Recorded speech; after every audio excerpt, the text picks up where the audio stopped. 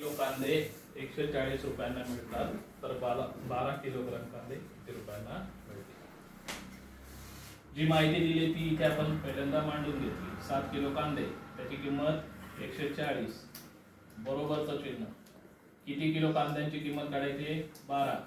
त्याची किंमत माहिती आहे आपल्याला? नाही. म्हणून मग त्याच्या ऐवजी आपण काय वापरणार? x. आता पुढे काय करणार? तिरकस गुणाकार करणार. 7 गुणिले x, 7 गुणिले x बरोबर 140 गुणिले किती? 12. 140 गुणिले 12. ठीक आहे.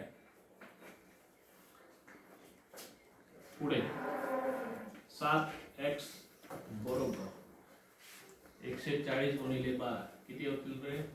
हा शून्य आधी इथे लिहून घ्यायचा आहे. 12 चौक 48, किती उरले? 4. 12 एके 12 आणि 4 किती रे? ठीक आहे. इथल्या इथे गुणाकार केला, बरोबर आहे का तो? 12 0 0, 12 चौक 48, 48 4, 12 एके 12 आणि 4 16, बरोबर. आता संपलं का इथे गणित आपलं? अजून आपल्याला x ची किंमत काढायची आहे. इथे लक्ष द्या, 7 आणि x यांच्यामध्ये कोणती क्रिया आहे? कोणती क्रिया आहे 7 आणि x मध्ये? गुणाकार. क्रिया कोणती?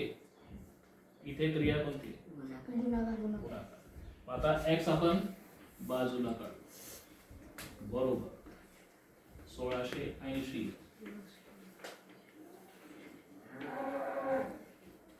बऱ्याच वेळा बघितलंय आपण, बरोबरच्या चिन्हाच्या उजव्या बाजूला एखादा अंक घ्यायचा असेल तर इथे जी क्रिया आहे त्याच्या उलट क्रिया इथे होते. आता इथे गुणाकार आहे तर इकडे आणल्यानंतर काय होईल? तो भागाकार.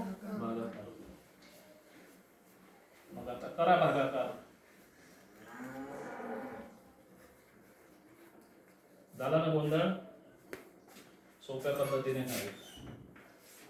1680 भागिले 7, 7 दुने 14, वजा बाकी केली. 7 ने 4 गेले 2. एकातून 1 गेला.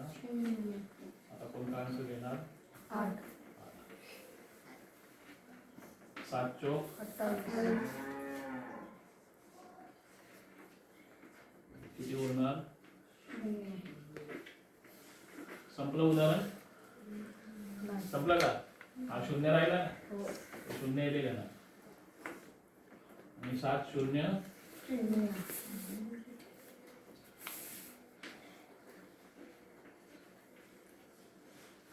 किती आलं उत्तर? 240. 240. x बरोबर किती? 240 काय? 240 काय? रुपये किती? समजलं?